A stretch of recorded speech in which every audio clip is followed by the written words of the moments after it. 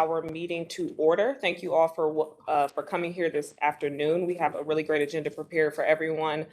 So with that being said, I am going to now transition over to Secretary O'Keefe to provide our roll call. Yes, which is all the way over there, but let me do that real quick.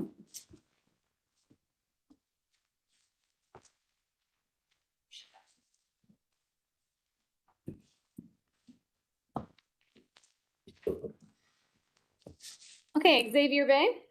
Present. Jose Hernandez. Present. Bernie Jackson. Present. Mikhail Jean-Baptiste. Not present.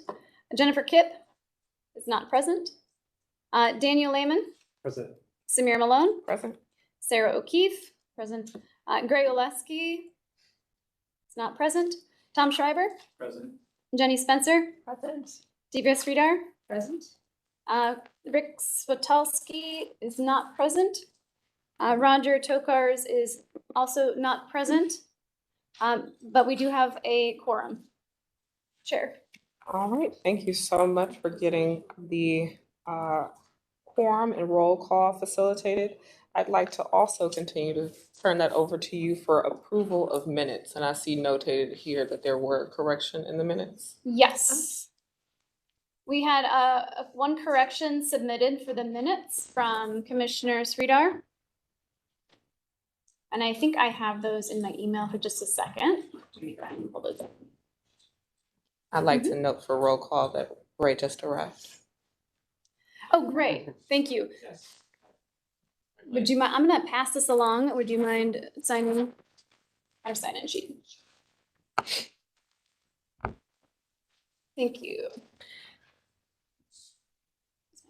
Are there any other additions that anyone would like to provide to the approval of the meeting? Approval of the minutes? Are we able to hear what the change was or the correction? Yeah, did you have these noted in your document? Okay. Yes. Yes. Okay. Yeah, sorry, we just got these. Okay. Reference to, so on page 4 of the minutes, clarify the point, is it reference to private trees that partially cover right-of-way, or does it have more? Do you wanna?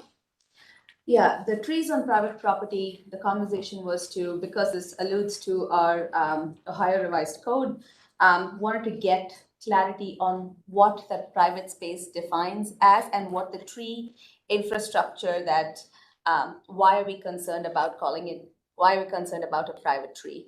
Is it because parts of the limb come over the right of way, or do we care about any private tree at all? Just wanting to make sure that we get some clarity on that, because it mentions that we have a duty to take care and look out for predictable failures. Yep. And as an Urban Forestry Commission, wanted to clarify whether we're talking about the public trees that we have a right to maintain, or do we also look into that? So just the header alone there makes it confusing. So just point of order here. So this is a correction that you're offering? Mm-hmm. I'm offering that we provide more clarity. So I don't know if so I think that can be a question that we raise in the next committee meeting or Okay. commission meeting. And so that's Okay. something we can certainly do. We can add that as a comment. But if you have a specific correction to what was discussed that day, then we can add that. But if you don't have that, sorry, I was thinking that maybe you had a correction. no, On I that do not point? have a correction. Okay. Both my comments refer to getting further clarity as we record them as public documents. Okay, gotcha. All right, so we can note that there are 2 comments that Commissioner, I almost called you Director, Sridhar would like to be noted. I think that we would put those on another agenda. Perfect. Okay. That said, we don't have any other, Chair, we don't have any other corrections submitted for the minutes. So we can go ahead and vote on the minutes. All right. Well, I will motion to vote on the formal approval of our meeting minutes. Second. All right. All of those. Oh, you can All say in favor? this all. Yeah. Aye. All right, let's move forward. Okay. Thank you. So I just wanted to give some brief welcome remarks and then we can go ahead and transition into our agenda for today. So of course, I'd like to offer a warm welcome to all of our present Urban Forestry Commission members. Thank you so much for taking the time to meet this afternoon. I also would like to send a warm welcome to all of our guests here. And just to provide some context to the role of Urban Forestry Commission, the UFC is proud to serve in an advisory capacity to assist the mayor, the Cleveland City Council, an urban forestry section of the Division of Park Maintenance and Properties, and the City Planning Commission in ensuring the benefits that trees provide to citizens of the city by making recommendations. Today, we have prepared a very informative agenda for the group. I'm really excited about the discussion that we have prepared, and I'd like to go ahead and transition over to the rest of the agenda. So let me go ahead and switch over. So I know that we don't have formally printed agenda, so I wanted to make sure we have this up for everyone's reference. So And we can go. if I may, Chair, Yes. in between each section of the presentation of the agenda, the agenda will be coming up again so that we can avoid printing of agendas. I hope that's useful for commission members and audience. If it's not useful and printed agendas are desired, we can certainly do that going forward. But there we go. Thank you. Perfect. All right. Well, we can go ahead and transition to the unfinished business section of the agenda, to which I will transition back over to Secretary O'Keefe. We are going to hear a report out from each of the subcommittee chairs since, as many of you all were aware, we kicked off subcommittees during our last Urban Forestry Commission meeting. Since then, each subcommittee has met. So you will be hearing a report out on those tasks and activities. And those, just to clarify, so unfinished business, we, next slide, please. Apologies. It's a little bit of a delay. So, yeah. So we will be, in this section, we'll just be covering the members appointed to the subcommittees. And then the next part of the agenda will be new business, but we will have a report out as a part of that section of the agenda. We will have a report out for from each subcommittee chair. The members appointed to subcommittees are as follows. In the policy committee, we have Tom Schreiber noted as chair. Please let me know if I have that incorrect. Xavier Bay, Jose Hernandez, Jennifer Kipp, Jenny Spencer, Divya Sridhar, and Rick Switalski. In maintenance subcommittee, we have Dan Lehman noted as chair, Bernie Jackson, Mikhail Jean-Baptiste, Jennifer Kipp, Gray Oleski, Divya Sridhar, and Roger Tokars. In budget, we have Jenny Spencer noted as chair, with membership from Jennifer Kipp, Jose Hernandez, Samira Malone, Sarah O'Keefe, and Divya Sridhar. Just a note, we had a question raised, I believe, at the former meeting about Urban Forestry Commission subcommittee meetings. These subcommittees are internal to the Urban Forestry Commission. However, we will have reports at quarterly meetings from each of the chairs, today being the first opportunity for that to occur.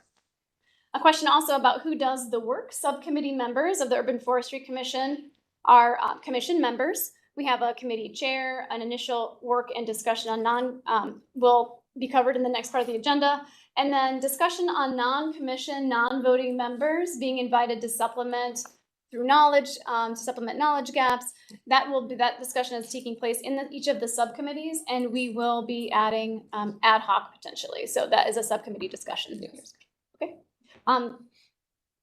That's my update. All right, perfect. Thank you so much for the update. So to transition over to new business, I'm very excited to have Phil Kidd here today, who's going to be providing an overview of his Complete and Green Streets work. But I just wanted to spend a little bit of time framing the conversation. We're excited to welcome him and provide an overview presentation. So just to give a little bit of grounding, the City of Cleveland in 2022 brought forth the Complete and Green Streets ordinance, which was passed on June 6th of 2022 to create a new process to incorporate new design elements in roadway projects that expanded opportunities for multimodal travel via walking, biking, and transit, and also to reduce environmental impact within the city of Cleveland. So the intention of having all of these different interdepartmental partners providing presentation during our Urban Forestry Commission meeting is really to explore various synergies and opportunities to expand urban tree canopy in the right of way amongst many of our partners here inside of City Hall, because again, the work cannot be siloed in order to be accomplished and sustained.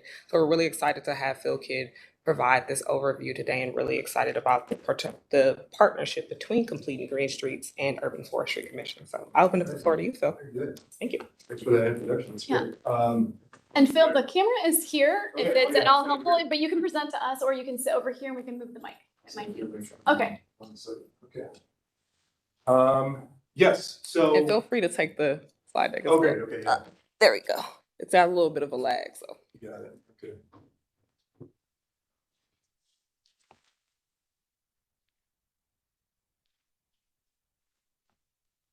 You'll see it here first. Okay, it'll come up there. Okay, Okay, then it'll show up over here. okay, very good. Hang on just a second. Well, we're getting that set up. I'll give a little background about, myself. Samir mentioned, I'm Phil Kidd, I'm the new Complete Green Streets Coordinator. I'm housed under MOCAP, so the Office of Capital Projects here in City Hall. Why that's significant is that in my role, the opportunity that we have here is that I am able to be a part of the design process when we are looking at major rehabilitation projects throughout the city for corridor projects in particular. Before I started this job, I worked for Northwest Neighborhoods CDC with Councilmember Spencer in Ward 15 primarily. And in that role, I was a special projects manager, but I was also kind of the tree guy there as well. And through probably about $150,000 to almost $200,000 now worth of tree canopy work, which included a 3-neighborhood plan, and now over 200 trees planted, primarily in the right-of-ways in the neighborhood.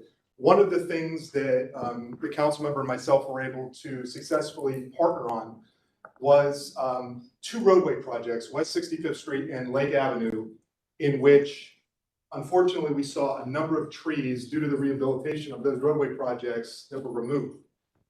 We tried to look at that as best we could as an opportunity, because as we know, preservation is priority number 1. But short of that, when we are faced with these situations where we are going to be faced with removals, but also where we know that there are opportunities for planting that have traditionally either not been planted or new spaces that could be created, we thought that West 65th and Lake Avenue presented unique opportunities in that regard. So for both those projects, we were able to successfully negotiate with MOCAP, looking at sections of both those streets where there was significant, what I call excessive hardscape or extra sidewalk, or places where we know that at least 4 feet of space exists where if we were to remove that impervious surface, we'd be able to create a new tree line. We know that the city's goal is to try to achieve a 30% canopy cover rate by the year 2040, right? So we have to plant 28,600 trees every single year between now and 2040 to be able to do that. In addition to trying to maintain all of the canopy that we have. We have 90,000 street trees. Urban Forestry has 13 personnel, a budget of 1.1 million to do that. It would take them 26 years to make even 1 round. So they are completely saturated with the work on the maintenance front.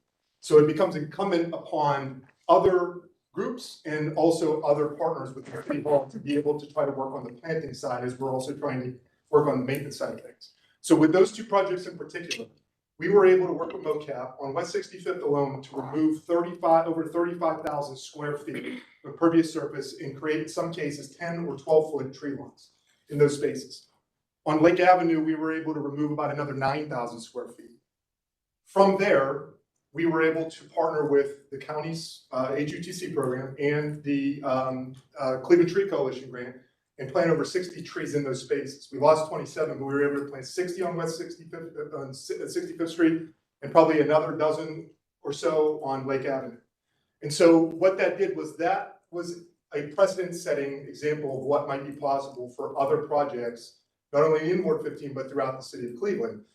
And as it would so happen, I was offered this job at MOCAP about 3 months ago.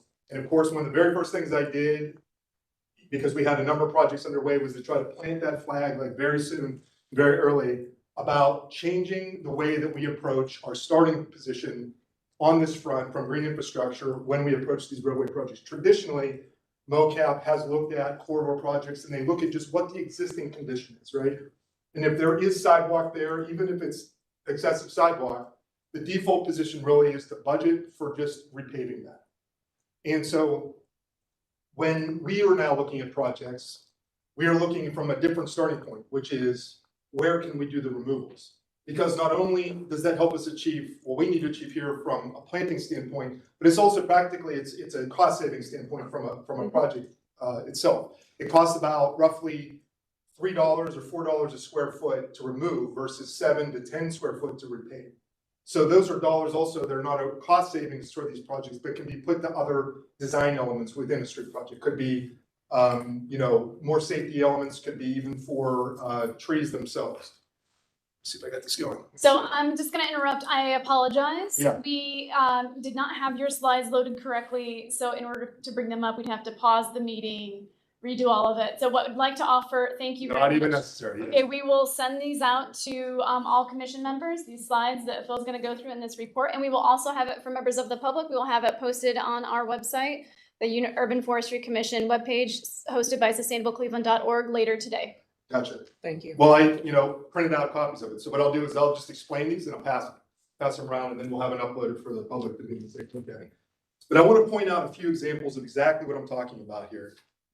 And these are 3 projects that are either underway or will be underway that are completing Green Street projects in the city of Cleveland. So this project here on the left-hand side, this is State Road in Old Brooklyn. So this is between Pearl and Brook Park Road.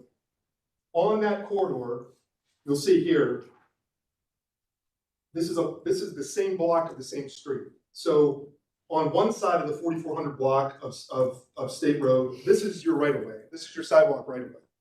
There's 5 feet of at least of tree lawn that could be created there. This is what the other side of that road looks like. Now you'll find this up and down that corridor. You'll find this up and down many different corridors of the city. In the middle image here, this is just one block of Payne Avenue between East 13th and East 30th Street. This is a project that is actually going to construction next spring. And I'll get back to that in a minute. The last slide you see here is of Lee Road on the southeast side. This is the border. I took this photo by standing literally at the city border. Behind me, this image here, this is Shager Heights, and this is Cleveland. Just turn like this, and you immediately can tell the difference. When you look north on Lee Road, you immediately know you're in Shaker Heights because of the tree canopy cover. And then as you look south, you're in the city of Cleveland, and we have all kind of funky things going on here where we have off-street parking happening in the sidewalks. We have head-in parking on a 4-lane road of traffic. So the point being of this is that there are hundreds, if not thousands, of either small or even larger sections of this throughout the city, not just on our corridors themselves. But certainly when we have complete Green Street focus, we'll call it, these are the opportunities that present themselves when we're talking about our work with urban forestry. So I come here today to you all as the person who is hoping to build this relationship and this bridge between my committee, which is the Complete Green Street, which is known as the Transportation Improvement Advisory Committee, the TAC, we call it, and the Urban Forestry Commission.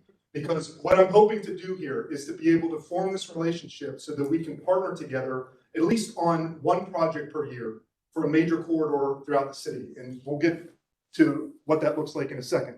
But I want to share with you another image. This is an image that Councilwoman Spencer will be quite familiar with. This is West 65th Street. This is what a successful outcome of, thanks. This is what a successful outcome of what this can look like. This is in front of St. Coleman's Church. This is north of Lorraine Avenue. All of what you see here that was green was impervious surface for an entire city block. This was removed. That's a 12-foot tree lawn, and there are 13 trees that were planted on that block alone. There are 60 trees like that up and down the areas in which we removed this surface or where there were no trees planted. So this is the standard. This is what we're trying to achieve right here. Now, what that looks like is that traditionally when we are applying for funding for Complete Green Street, our engineering department has kind of only stayed, pun intended here, like in their lane as far as the funding streams that they know traditionally through ODOT. It is only the times where we have unique funding sources where we're replacing water lines or something like that, that we often incorporate green infrastructure work into these projects. Other than that, it's just a resurfacing, maybe some restriping.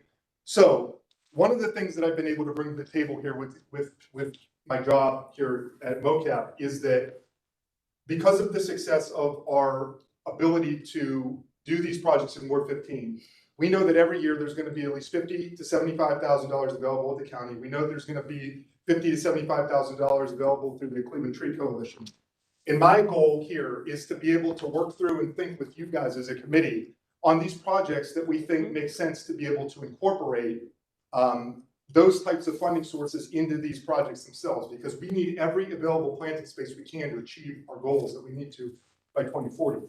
So there are two examples in 2024 that where we're going to pilot this and see what this looks like. One is on Carnegie Avenue between East 55th Street and East 79th Street. On that road, we are looking at now 18,500 square feet of removal. We're partnering with Midtown CDC there. They have submitted an application between the county and the Cleveland Tree Coalition to infill in those spaces. There's going to be approximately 85 spaces that are going to be created.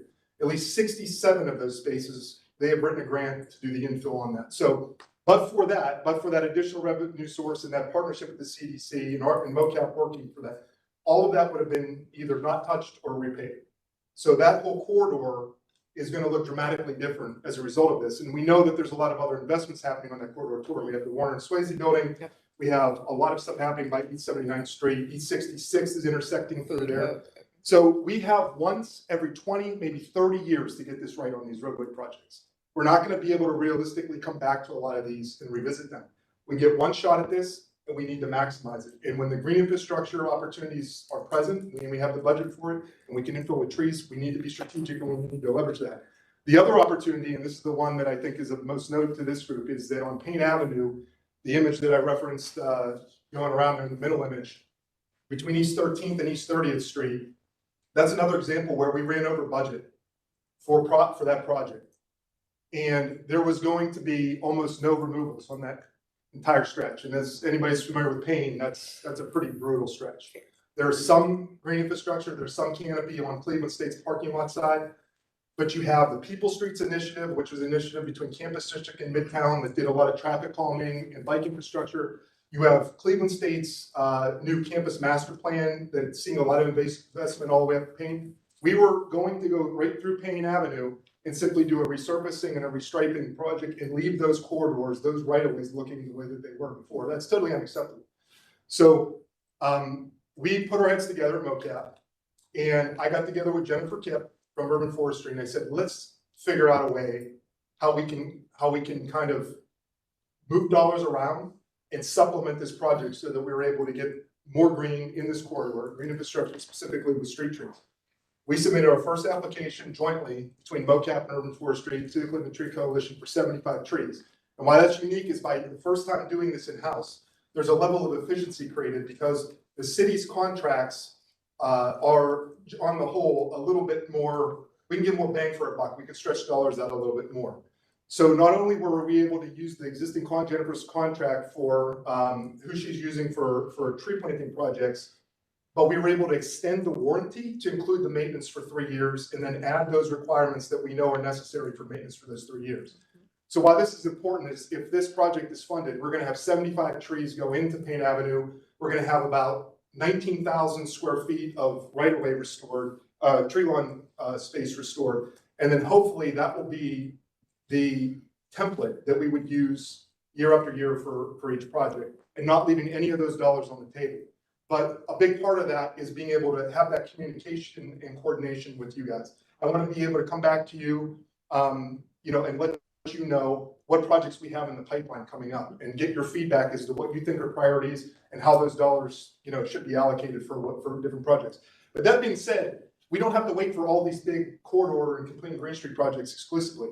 There are other opportunities that we can be doing this work on side residential streets. I'm working with Councilmember Santana right now. She's looking at Store Avenue. She wants to be able to do something about the sidewalks there. And instead of just us resurfacing or doing patchwork, I did my, this is my nifty difty green infrastructure analysis. So this is what it looks like when I run green infrastructure analysis in any particular road. This is Avenue.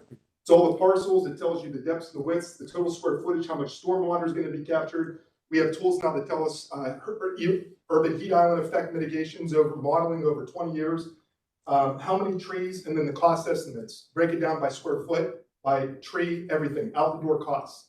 So if we have council members, and I know Councilmember Spencer and I have been talking about maybe looking at this also in Ward 15, if they want to use their discretionary capital funds to maybe do some of this stuff in areas where we know that, you know, this might be a high priority, that could also be an interim option in some of these other areas. So there's a lot of, you know, room for us, space for us to work on this front.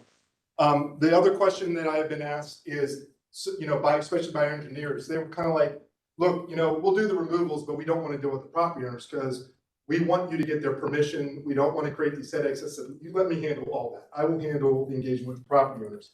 And so I drafted this letter, similar to a letter that I sent to property owners when we were doing the street tree planting projects. But what it does is it explains why this work is important. It explains the city's priorities around urban canopy cover, around stormwater mitigation, which we're under consent decree from the EPA to capture more of.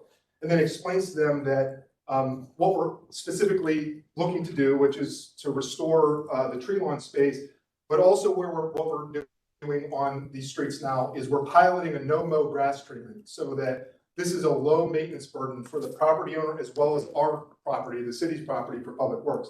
This is a grass treatment that looks very comparable to regular grass, but it only requires 1 or 2 cuts per season. So we're trying to mitigate the amount of maintenance to make yes as easy as possible for property owners. And of course, letting them know that their property would be eligible for street tree planting, but we have all of that taken care of. We will handle the installation, we will handle the maintenance establishment, and then of course, after that, you know, it will become part of the city's maintenance, you know, I guess you'd say inventory.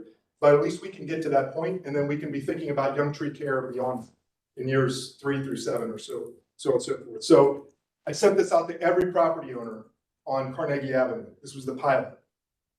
Engineering and construction was a little concerned. They thought we would get, you know, a lot of pushback. I had 3 people, 3 out of all of them contact, and all they wanted was more information. And when I explained it to them, they said, that makes sense. No problem. Let's proceed. Some of them just had they wanted better communicate. They wanted more communication when we were going to plant, where we were going to plant the tree. Other than that, we were able to move forward with that, with those plantings. So in spring 2024, when that road starts getting redone, by the fall of that year, we'll have 67 street trees in Carnegie Avenue, about 19,000 square feet. And that's what to do year after year. The last thing I want to leave you with is, we'll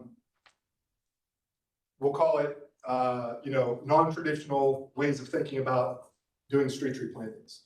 This is a concept that Louisville's sewer district is incorporating right now in areas where we know that we cannot remove impervious surface. Let's say that there is a school or a lot of commercial that's fronted to the front, or there's a bus stop, something like that where we just can't remove all of the tree line. There are better ways to be able to do plantings in these right-of-ways, in these areas where the tree lines are at, that are not our old traditional trees in grates, you know, the tree coffin concept. What this design does is very simple. It takes the same footprint of that, but it's a recessed element. So the tree is recessed. There's a better soil infiltration system, and then there's a curb cut right into the road. And where this combines with combined sewer overflow areas, it's sucking up that stormwater from the street before it hits the drains, and it's providing, you know, extra water. We'll just say extra watering feature for the tree itself. But as you can see here too, it's protected with about a 6-inch railing across it. It looks sharp, and it's something that's like a surgical intervention in these areas.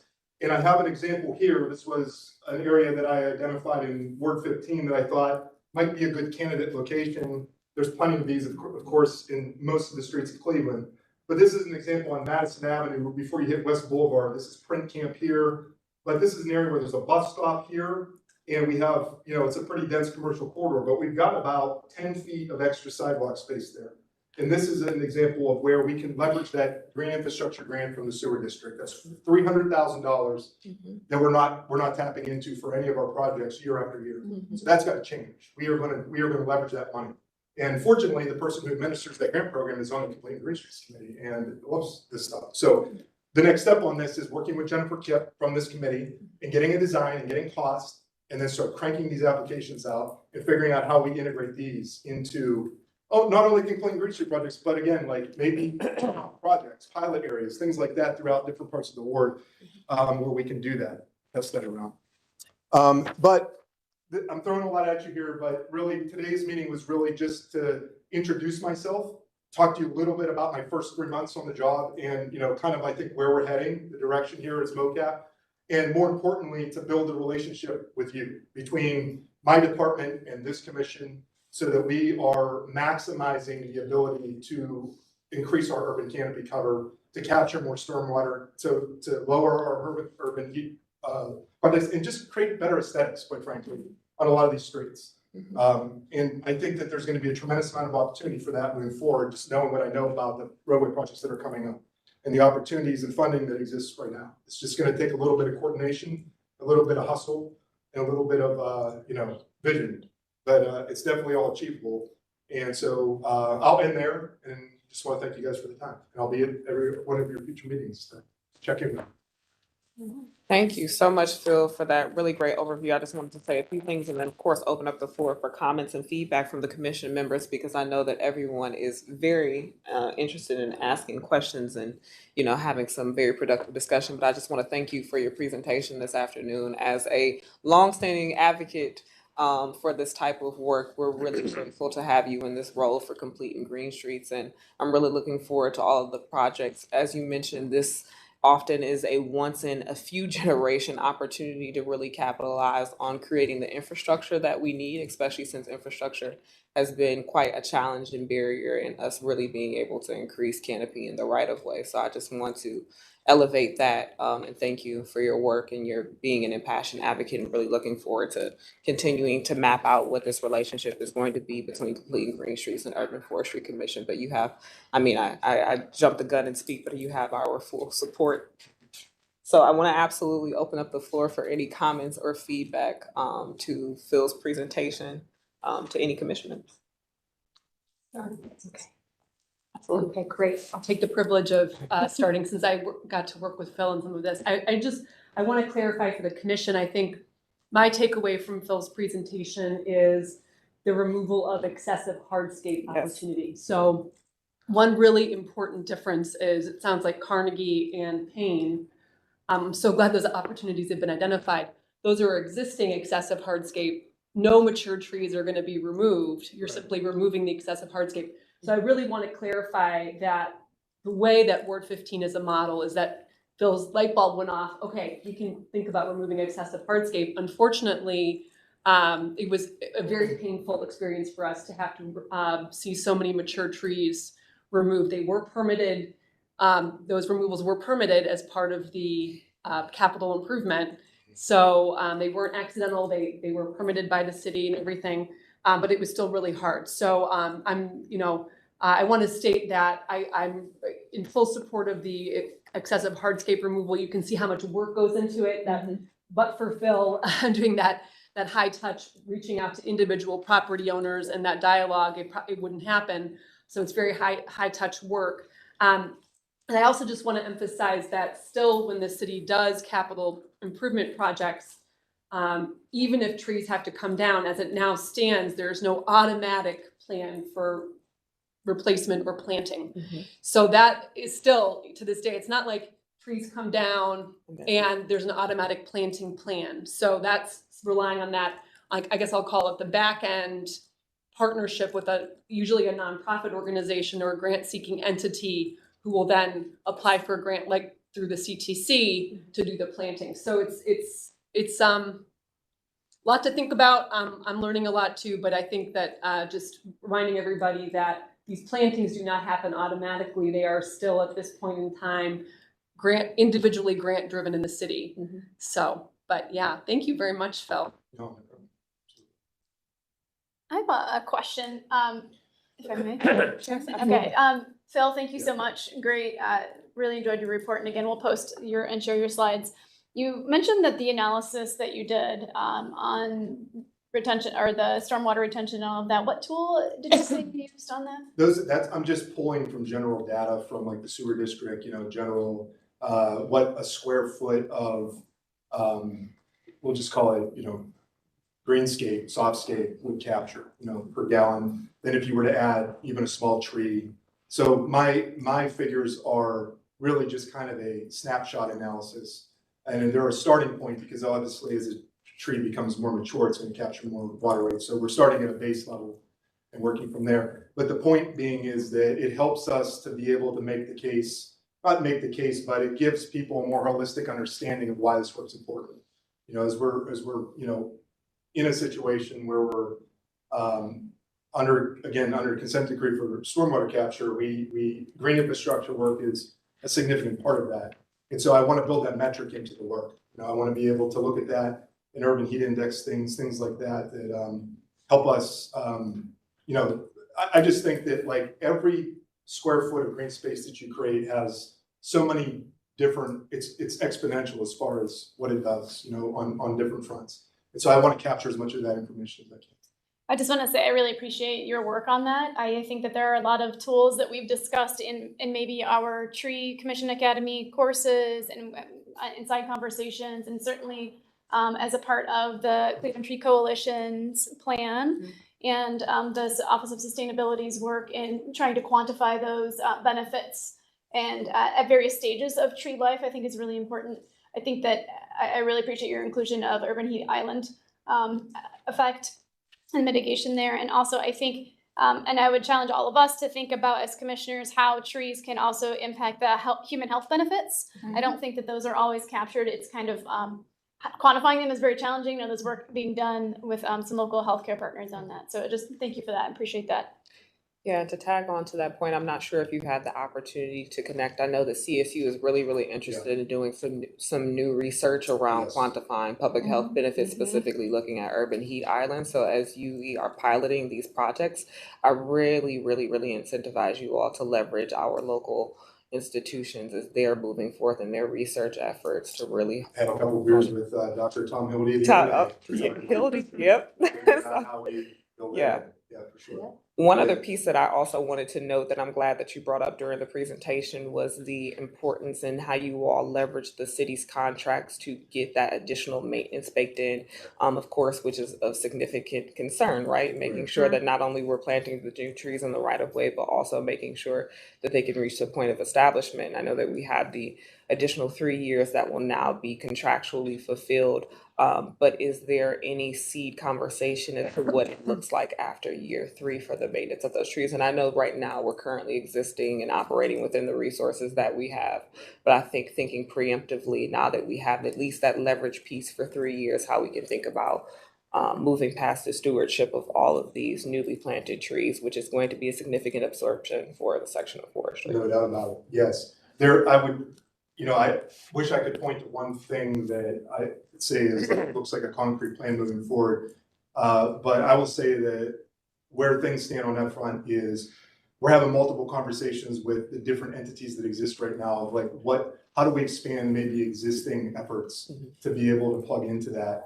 But it's also reminding me of like if I do nothing else in this role, the two things I hope to achieve, if nothing else, is to pave as much of Cleveland as possible, but also to crack this nut on maintenance in general for green infrastructure. We do not, when we put in a complete Green Street, Fleet Avenue, Waterloo, Larchmere, Gordon Square is a special improvement district, and that's the reason why they're able to maintain it. But we are leaving, like for example, in Fleet Avenue in Slaughter Village, there are residents and the CDC go out on Thursday nights just to try to maintain that infrastructure. And that's unacceptable. We have to figure out, that's the city's property. We have to be able to figure out how to provide those dollars. And there are thoughts about how we can do that. And that's something with city planning and then other departments, of course, and city council eventually, that we want to have that conversation to create dedicated revenue streams to figure that out. Because what's happening, it's compromising design on other projects. If you look at North Collinwood, West 85th Street is wrapping up. And there is significantly less green infrastructure on that corridor because they looked at Waterloo and those residents in that same neighborhood said like, we're not going to repeat of this. We don't have the capacity to maintain this. They don't have a special improvement district. And so that is compromising design where we have an opportunity. to solve for that, to solve that problem is figuring out that maintenance piece so that we are able to provide that ongoing maintenance. I have specific ideas about that, but I'm only 3 months old. Yeah. So Yeah, a little bit more time. I know that many of these projects have maintenance dollars earmarked in very early on in the budgetary process. I wonder if there's any opportunities to leverage in, since we're making an investment in green infrastructure, if there's any opportunity to earmark any of those maintenance dollars for the roadway construction piece towards tree maintenance. Yeah, I think it depends on the funding stream. You Yeah. know, if it's bond sales, that's a little more flexible. Yeah, But if it's ODOT funding, you know, it's a little more restricted. You know? yeah, And that's the reason, honestly, why a lot of street tree planting doesn't happen when there are removals, because oftentimes it's not within the scope of like what the that funding. funding thing is. If it's an ODOT sponsored project, sometimes they'll budget for that. We saw that on Lake Avenue, for example, but it's a problem internally that we have to solve for. There's other cities that are doing this also in Ohio. You know, they're not only doing it for that, they're doing it for other things. They have whole teams of people that do active transportation. There's a team that does active transportation, stuff like that. So I think the opportunity's there. I hope it's something that I can come back and report to the committee on, you know, kind of where that conversation is going. Sure. Absolutely. Well, I don't want to monopolize too much of the conversation. We have about 3 more minutes for questions and comments. So I want to open up the floor to any other. Bill, Yes, sir. Zach Hernandez, thank you for your presentation. Very interesting and very excited about the work that you're doing. But I'm curious about the interaction with the residents. Yes. And what is the nature of that interaction, and what is it that you require of them? Why is it necessary? Well, why is it necessary? So because when you're talking about sidewalk, like right away, it's a kind of a weird situation as far as who's responsible for what. You know, same thing with trees in the right of way as well. It's technically the city's property, but the property owner is also responsible for maintenance. It's true of like sidewalk repairs as well. So what we don't want to do is we don't want to present a complete Green Street project and then remove a property owner's sidewalk that had existed where they were never in a position to have to maintain something before, maybe in that space, without having a conversation with them first, and what that would look like, and be very transparent and upfront with them about what that obligation would be. And in some cases, I've learned in doing this work that, especially back in my CDC, wearing my CDC hat back in the day, you do encounter situations that are legitimate extenuating circumstances why someone cannot have that hardscape removed. They may have an ADA concern. There may be something I've learned in some of the commercial spaces where it looks like there's no reason why this couldn't be removed, but because they don't have ingress, egress, you know, for deliveries and things like that, that's what they use, even though it might just be a few hours once a week. There's legitimate concerns. And so having that communication with every property owner when you're presenting, you know, this idea that you're going to be removing, and making sure they're okay with that, it's just the right way to go. Because certainly you don't want to get into a situation where, you know, the construction equipment's pulling up and they're ripping out sidewalk and the property owner's running out to the front line like, what the heck are you doing? What is going on? So that is just a personal touch point that I think is very important. But honestly, I think it's a big reason why we haven't done this work in the past, because our engineers they have enough to deal with. You know, they have all the other stuff within a project to manage.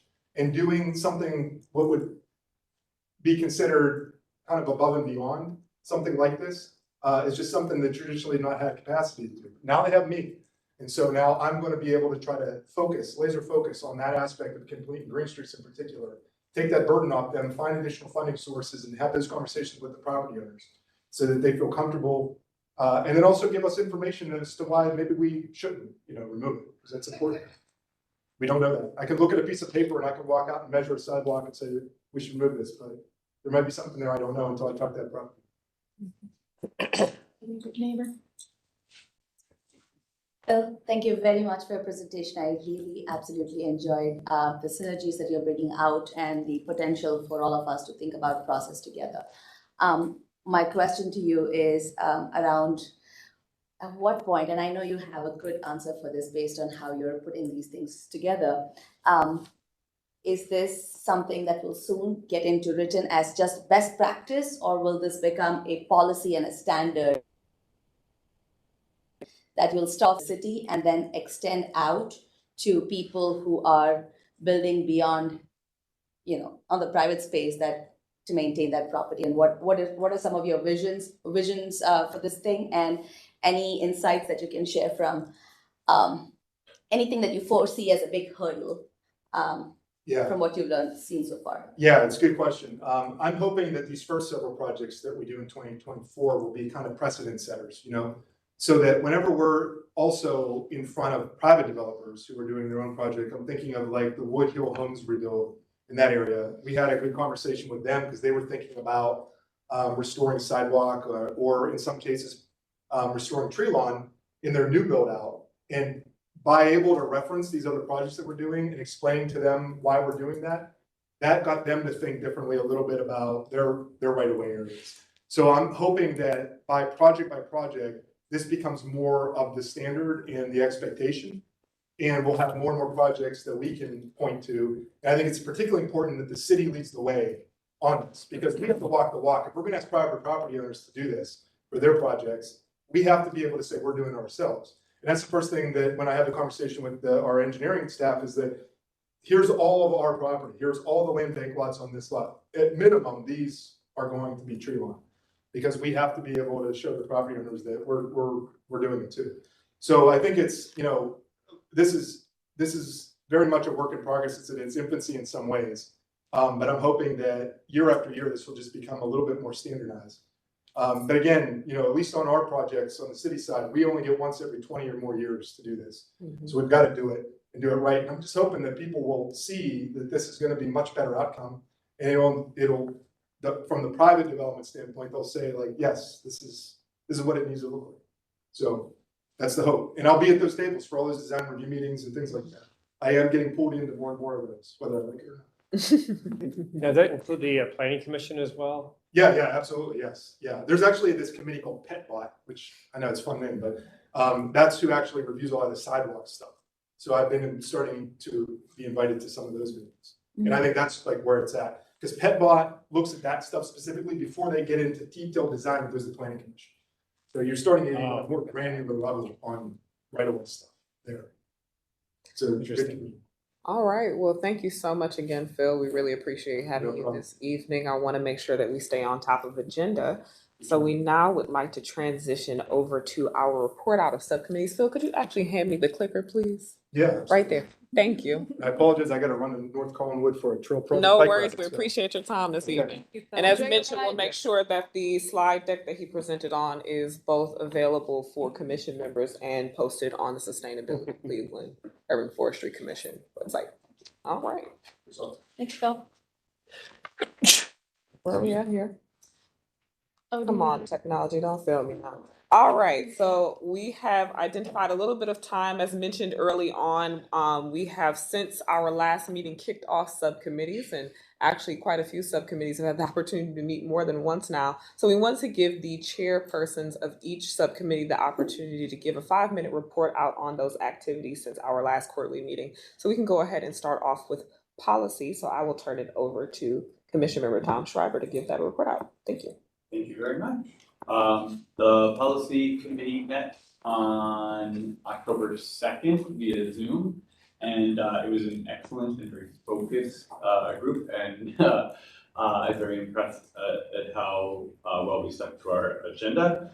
We primarily set a goal for the committee moving forward, which is to review the existing tree preservation ordinance, including processes and enforceability. We will make recommendations in service of growing and protecting the city's tree canopy in accordance with. In the very short term, we want to further map the city's agencies and organizations that intersect trees, collect and centralize both our ordinances and comparable regional ordinances. We want to invite Jennifer Kipp, our vice chair, to describe current enforcement and environmental challenges.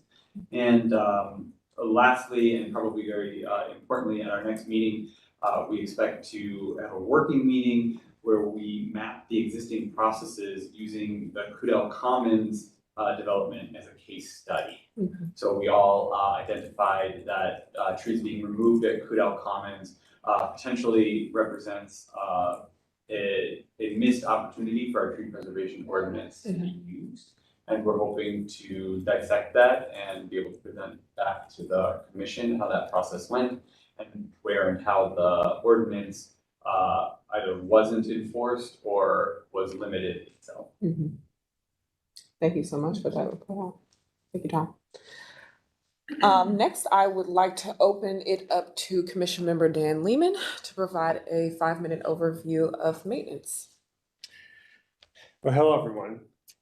So here's our review. So we had Roger, Gray, Divya, Mikhail, Bernie, and Jennifer. In our committee, we met several times, once in person, once on Zoom. It was a very, very functional meeting.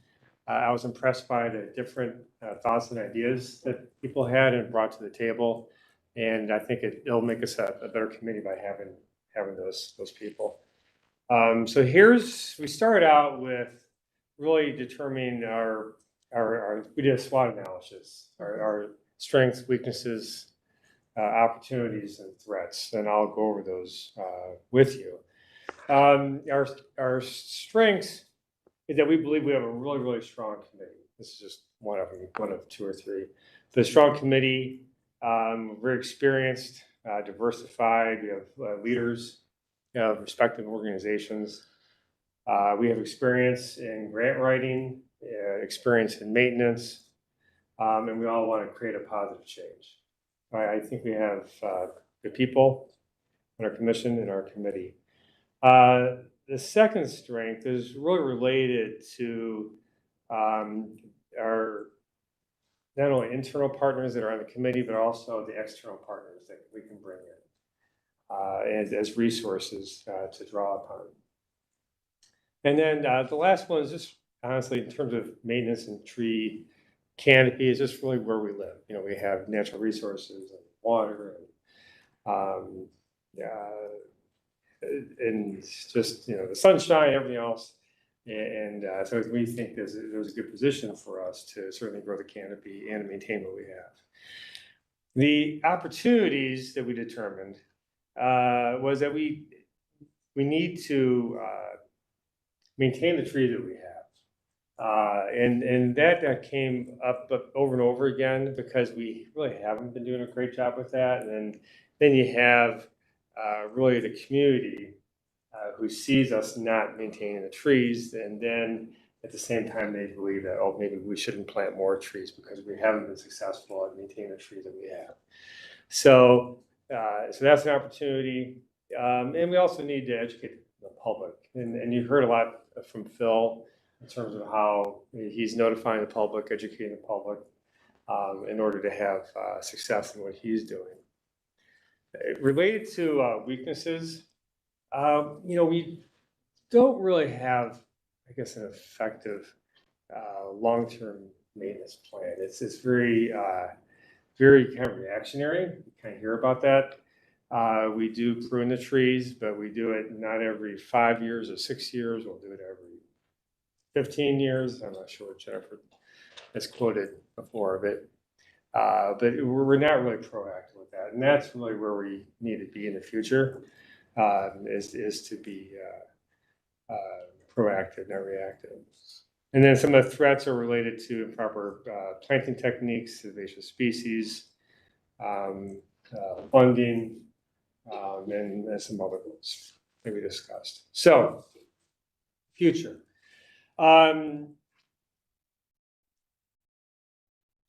We have a couple of goals.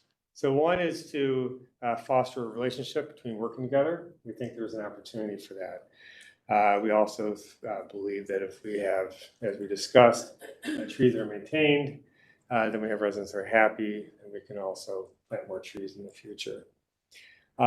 We've discussed the fact that, at least at this point in time, in its current state, the city of Cleveland's really main goal is really risk mitigation.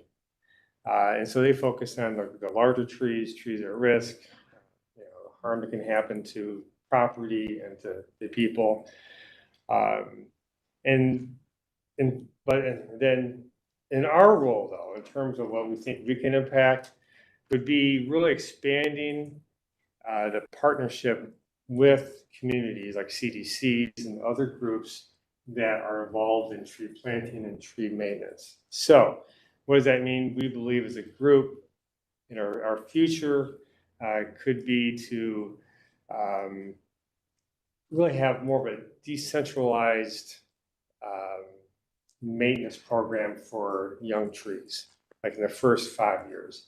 Like we don't think at this point in time the city of Cleveland is going to go over there and cut ties, remove tree stakes and cut ties that are too tight on trees, remove deer, like tree protection that might be too tight, and we just think they have too many kind of big broad issues then to do that. But if we can come up with a template for community groups to follow, then we, as whether you're east side or south side, west side, we can then maintain the trees that we see as being in need. And then we can measure our outcomes. So, in summary, the scope of tree maintenance is immense. And again, we're largely reactionary. We're not also fully funded. That's also the current state. So the ideal state is fully funded tree maintenance. Leverage the community to drive positive change. Expand partnership with organizations. Educate and partner with the community. Develop young tree training best practices. Decentralize local maintenance of trees in the first 5 years. Have the city map out with the GIS mapping system and monitor and manage the trees every 7 years, and then manage our outcomes. All right, thank you for that report out. I'd like to turn over to Commission Member Spencer to please provide thank the you. report out on the budget. Thank you, and I think, I was gonna say Councilwoman. yeah, thank you. I think that report out from Dan is a perfect tee up for, there's so much interrelatedness in these committees, certainly. And I'm gonna report out on the budget committee. And we met 2 times since our last full commission meeting. And I think every committee at this point does have a Google Drive folder. And the minutes from both of our meetings are in that Google Drive folder. If other members of the commission wishes to review the full minutes, they're in there. But I think for purposes of the full commission, this high level understanding of urban forestry's budget and urban forestry related activities is really important. So the takeaway for commission members, urban forestry funding 101, is that there are three buckets to fund urban forestry activity. The first is our general fund. The general fund is the most flexible fund that the city has from tax receipts, and that funds the operations of the department. So that funds Jennifer Kipp and her team, the personnel primarily. The second bucket is, I have always referred to it as capital funding, but it's contractual services. So it is the contractors who go out to do the stump grinding, dead tree removal, and critical pruning. I'm going to come back to that one. Actually, I'm going to come back to the first two, but then the third bucket is community development block grant.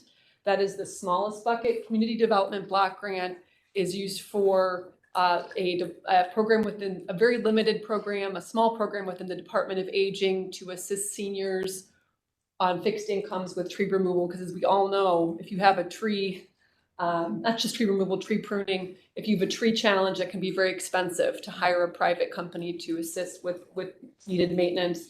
So CDBG, which is Community Development Block Grant, covers the program at the Department of Aging, and it covers trees in city-owned vacant lots.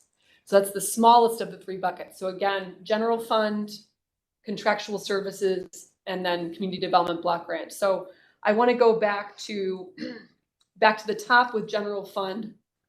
One reason that I was so anxious to convene the budget committee is that it is around this time of year that the departments of the city begin to plan for their 2024 budgets, right, for next year's budget. And one challenge that we on council, we approve the budgets. Cleveland City Council approves the general fund budget. One challenge we've had is that urban forestry's general fund dollars are subsumed into the larger budget for parks, maintenance, and properties.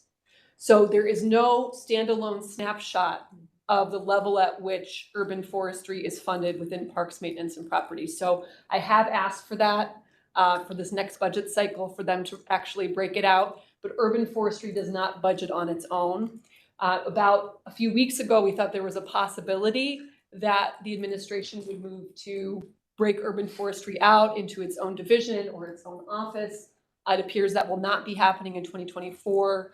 That I love to revisit that with, I will be revisiting that with the budget committee, for perhaps this full commission as a recommendation we may wish to make to the administration in the future. But so for now, the 2024 budget will still be under parks, maintenance, and properties. A bit challenging to understand the resources given to urban forestry. And I want to spend the remainder of my report out really focusing on that second bucket, which I had understood historically was capital funding, meaning general obligation bond funding, okay, for all of the contractual services. So again, you know, I know that my office receives tons of phone calls about a dead tree on the tree lawn that needs to be removed, an overhanging branch that is dead and needs to be removed, or a stump sitting in the ground that needs to be ground out and hopefully to be replaced with a new tree in the future. But there is a huge amount of discussion right now about a sustainable source of funds for contractual services. This year's capital budget included $500,000 for tree planting.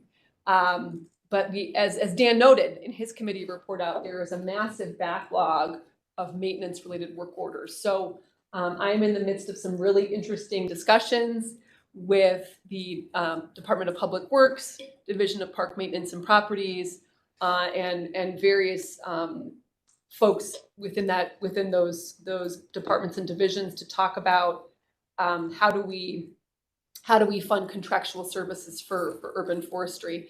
So it's a little different than what Dan mentioned. I think Dan's committee, and rightfully so, talked about when you plant a new tree, there are some really acute maintenance needs, right? Especially in the beginning, 3 to 7 years, right? Some acute maintenance needs to train and help new trees establish. The work order backlog I'm referring to has to do with our mature canopy and just the critical pruning that we need to do to keep it healthy, to extend the lifespan of our mature trees, but also in the event that there are dead trees or stumps, they do need to be removed and hopefully make way for future planting. So I don't have a definitive recommendation for the full commission today. Those discussions are ongoing, but I do think that moving forward, I would anticipate that the budget committee would make a recommendation to this full commission, which in turn could make a recommendation to the mayor. So looking forward to that. Thank you so much for that overview. All right. Well, I do want to continue to move along. We're keeping pretty good time. I'm going to turn things over to Secretary O'Keefe to provide a report out on Tree Academy. Sure, thank you. We have 10 commissioners who completed 2 years of what's called Tree Academy. And for everyone who's not familiar and who hasn't been able to attend, the Tree Academy is something that's put on by the Ohio Department of Natural Resources. It is for tree commissions like ours. They are routinely gathered depending on by request by a city. So City of Cleveland did not have its own Tree Commission Academy. Instead, we joined the city of Fairview Park. Some of us, correct? Sorry, I'm the one reporting out and I couldn't recall. And then Euclid, the city of Euclid. So what each of us did is, as a part of our being commission members, if you recall, we are required to complete 2 years, freshman and sophomore year of this training.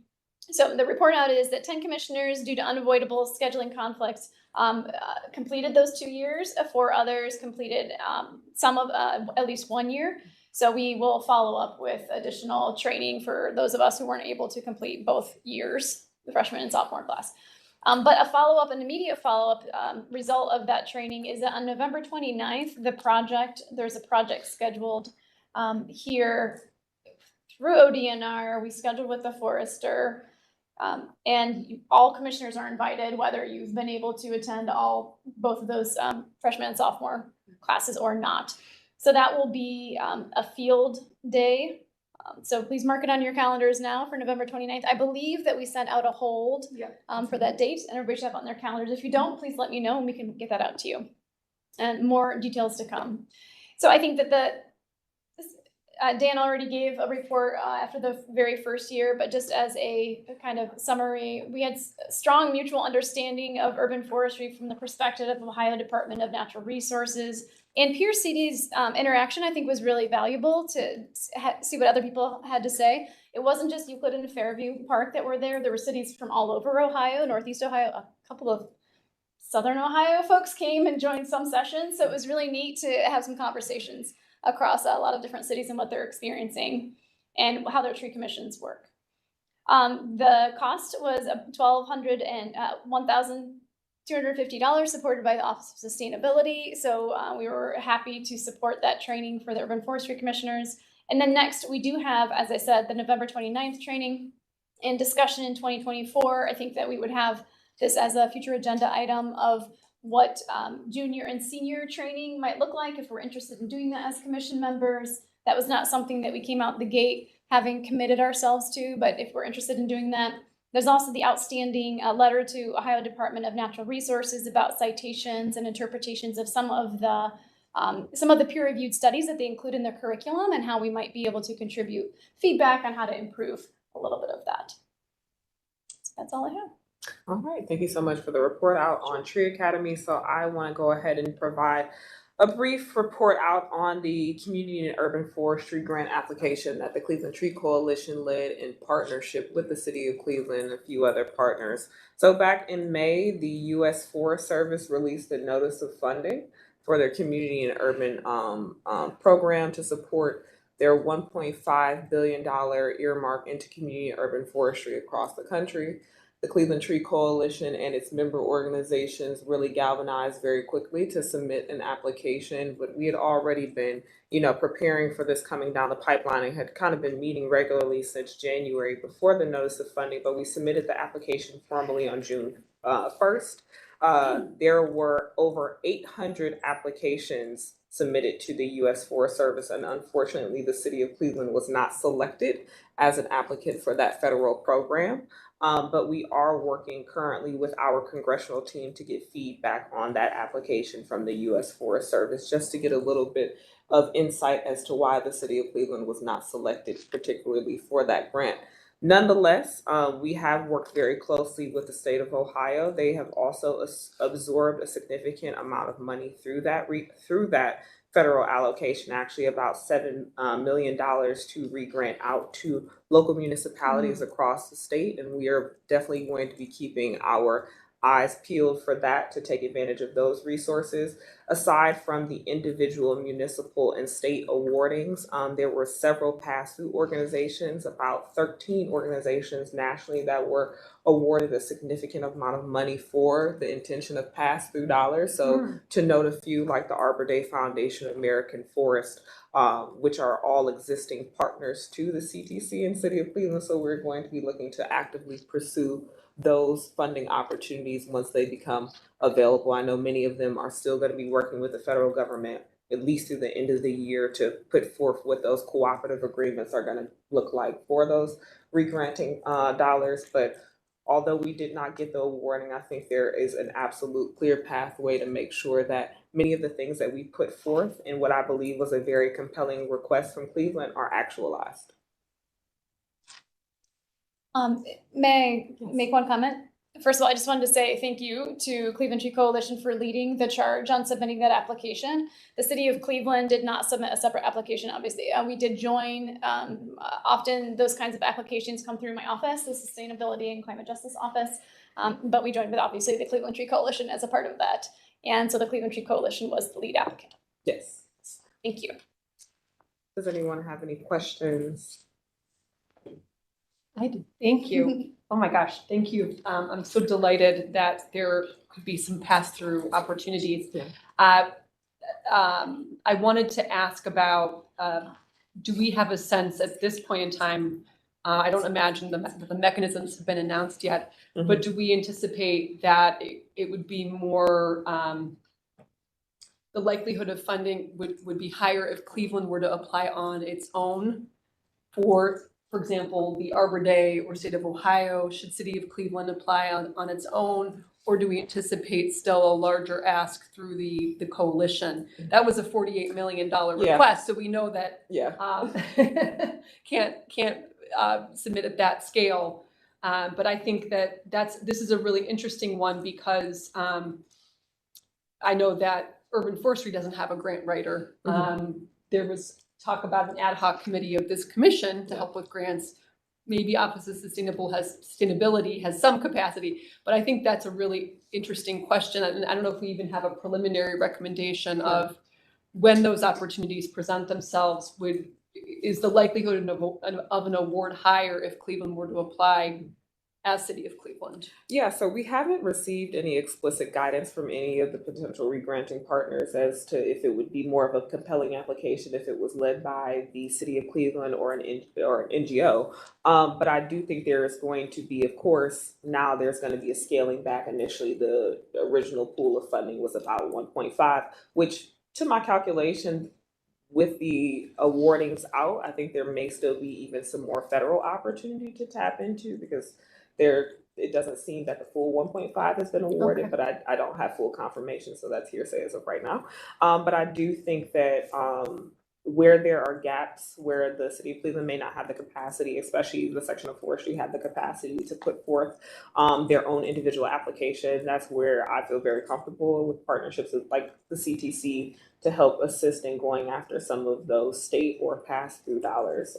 But we really want to make sure that, we can absorb as much of that as possible. And like I said, I've had representatives from the state and some of those pass-through organizations really reach out to us immediately after, finding out about the lack of awarding here in Cleveland, and they're committed to making sure that we get the resources that we need.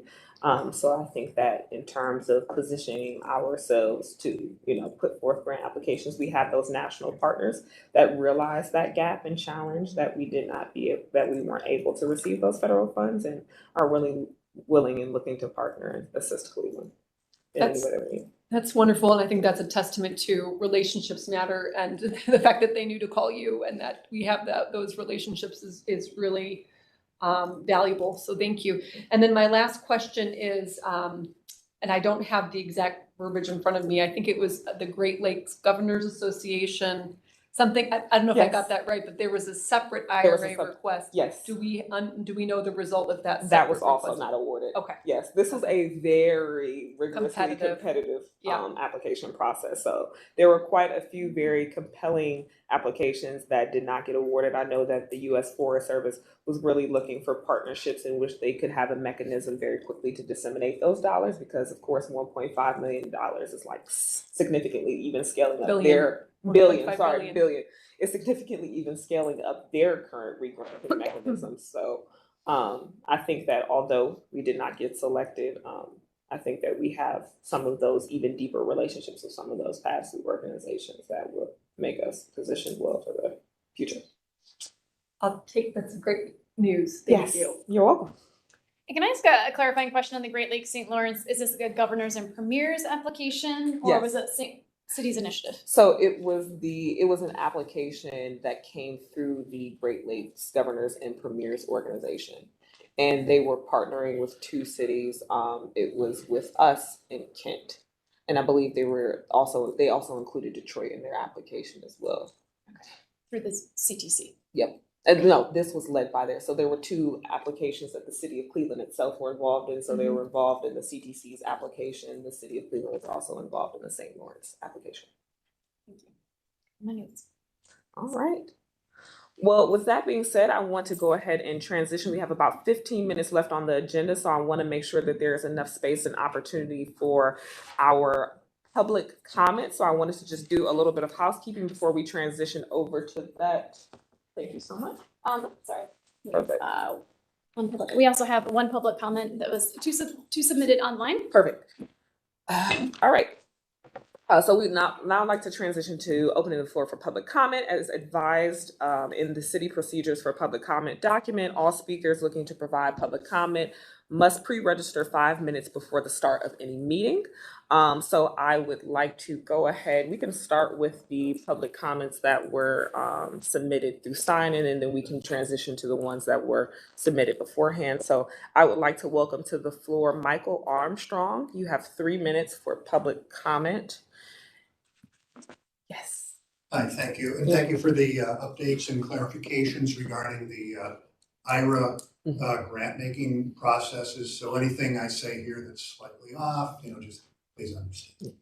But that said, I'd just like to say that regarding the IRA Urban and Community Forestry Grants in the 2023 grant awards, Cleveland's publicly owned pre-proposal dollar amount asked that I saw at the last meeting of 6.5 million seemed quite reasonable, and it was in line with the other grants that were given out to other cities in the state, such as Toledo, which got $6,098,294. But however, our ask was embedded in the Tree Coalition's request of $48 million, which was rejected.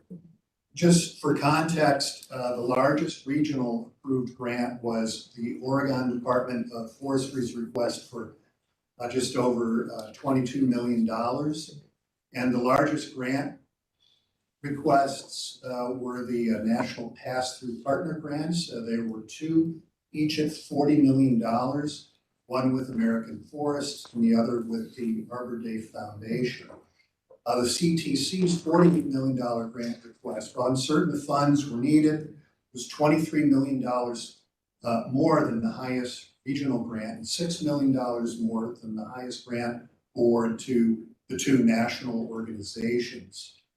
So in this case, to me, the CTC strategy failed. Cleveland had not been a partner to such a large request, we might have successfully been awarded the grant. And so given the IRA funding failure, I'm just kind of questioning our reliance on this partnership and thus outsourcing the city's responsibilities. For example, the Cleveland Tree Plan says, the Cleveland Tree Plan is unique in that it is not a city plan, but rather a community-wide collaboration build the urban forest through partnership. The city is just one member of a team of 5 organizations who banded together to initiate and fund this project. Okay, so this plan, while approved by the City Planning Commission in 2015 and partially funded by the Sustainability Office, is not supported by any city ordinance that I'm aware of right now. And so other cities like Columbus, Boston, Akron, Syracuse, Philadelphia, and others have their own urban forest master or strategic plans. And I don't mean just a management plan, but rather a strategic plan to protect and expand their respective tree canopies. That is also a requirement passed into law by the city and funded with public dollars. So I'm just saying maybe it's time to expand or reevaluate simply relying on a collaboration plan and instead develop a City of Cleveland urban forest master plan codified by ordinance, funded directly by the city, and to equitably build policy on and be accountable. Thank you. Thank you for comments. All right. Where are the two free? It's out there. If you'd like to share. You said what? I can read them out if you would like Fantastic. to. Thank you. Okay. So as a part of the secretarial duties of the Sustainable Cleveland Office or the Mayor's Office of Sustainability, we have a public comment opportunity on the website that's posted, and we received 2 comments. We'll read them out in most recently received first. So we have a public comment from Lizzie Swords, a resident of Ward 6. I am so excited about the council resolution regarding a new fiber optic internet accessibility program for Cleveland residents. However, fiber optic infrastructure can compete with spaces for trees. Assuming that fiber optic cables will be laid in the public right-of-way, how is this project going to affect existing street trees? And will this commission be working with council ahead of implementation to create standards for contractors to abide to, so that this important digital access project does not lead to cutting of healthy, mature street trees? End comment. The second comment was submitted earlier this week. Arthur Hargate, Ward 6, Cadell Commons Park Development. This is, I think this will go beyond the 3-minute comment period, so we will have the full text actually posted on our website so that Mr. Hargate's entire comment is publicly available.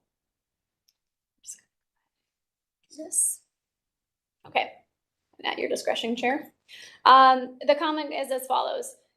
Cadell Commons Park Development. Does destroying 40 mature trees in the Cadell Commons Park urban neighborhood to make way for an elementary school constitute an assault on its residents? The tree canopy helps to protect urban residents from the dangerous effects of the climate crisis. We know the tree canopy can lower ground level temperatures considerably by as much or more than 10 degrees. We know the dangerous effects of the climate crisis preferentially target urban neighborhoods like Cadell, whose residents are in no position to endure the urban heat island effects of rising climate crisis temperatures, which are highly likely to get much worse. And we know full well that the climate crisis is here. So it makes no sense that the tree canopy in this park will be substantially reduced, especially in an area where residents and elementary school aged children will recreate and seek shelter from the unreasonably hot days as we know are ahead. How is it that decisions were made to remove the protection those trees provide in Cadell Commons Park? ? Were those protections understood? If not, why not? Was the effect on residents of destroying the tree canopy understood and ignored or thought to be inconsequential? Would the same decisions have been made in any Cleveland neighborhood, or is Cadell somehow unique? The thinking behind this decision is not just breathtakingly illogical given the climate crisis, but appears to be driven primarily by concerns about construction cost. What about the cost to the quality of life of neighborhood residents, elementary school children, and park users, given that these urban residents will preferentially suffer the dangerous effects of the climate crisis? It indeed looks like a lot like an assault on the Cadell neighborhood residents, removing protections they desperately need to help withstand the dangerous effects of the climate crisis and putting their health in more peril than it otherwise would be. Yet this development project process and its predictably contentious outcome is very typical of the way property development is done in Cleveland and helps explain why the protective tree canopy here has been devastated, especially in disinvested neighborhoods, and why the project to restore the tree canopy is so far behind schedule. This city just does not properly value its trees and their health benefits for neighborhood residents. Trees do require maintenance and city budgets are constrained, and property development here is conceived, designed, and accomplished with lowest possible cost as the primary driver, so resident needs and preferences tend to be given lip service at best. There are an additional 5 paragraphs. Chair, would you like me to continue, or shall we vote? We can post it publicly online. Okay. Thank you for your public comments. Those are the 2 public comments that were submitted online. Thank you. Chair, it's a point of order. What, in our rules, how does the commission respond to public comment? Do our rules ask us to respond to public comment, and then how is that, does that proceed? So with our public comment rules and regulations, we take public comment during the meeting and then we follow up afterwards with written response. Thank you. And the executive committee, just if I may, Chair. Yes. The executive committee discusses the public comment and asks commission members to respond in kind. And I think now that we have the committee structure, I would like to recommend that we perhaps even have a committee hear those comments and potentially respond. That's probably something that we have to vote on, but maybe it's just a suggestion for the executive committee agenda for discussion. Absolutely. Well, if there aren't any additional comments, we can go ahead and transition off to our final agenda item. So I just wanted to give some closing remarks. So our next Urban Forestry Commission meeting will take place on January 9th from 4 p.m. to 5:30 p.m. All commission meetings will take place on the second Tuesday of the first month of the quarter. It's always a tongue twister. Urban forestry subcommittees will continue to meet monthly in the interim and will report on activities during the next quarterly commission. If there aren't any additional questions or comments from our commission members, I would like to officially call this meeting to be adjourned. Excuse me, Madam Chair. Yes. I just wanted to ask further about, so we're also required to make a public notice for our meetings, correct? Yes. As we meet quorum, and so I suggest, we make sure that we do release some type of public notice for the, working meeting that we're supposed to have at the end of the year. Absolutely. Just want to make sure that is taken care of. Absolutely. Thank you for noting. Sorry, public notice for, For the working meeting, because we're probably gonna meet quorum, sorry, oh, no problem. November 29th with the. Thank you. Thank you. So we will meet quorum. Appreciate that. All right. Well, I motion to adjourn the meeting. Second. All in favor? Thank you so much. Thank you. Thank you.